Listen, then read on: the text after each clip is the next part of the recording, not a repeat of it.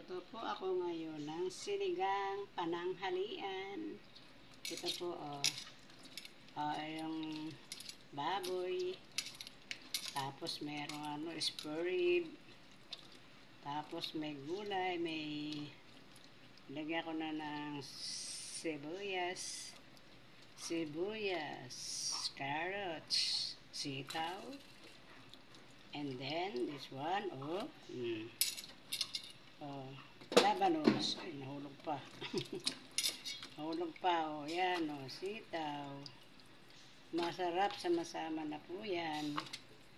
Tapos, lalagyan na natin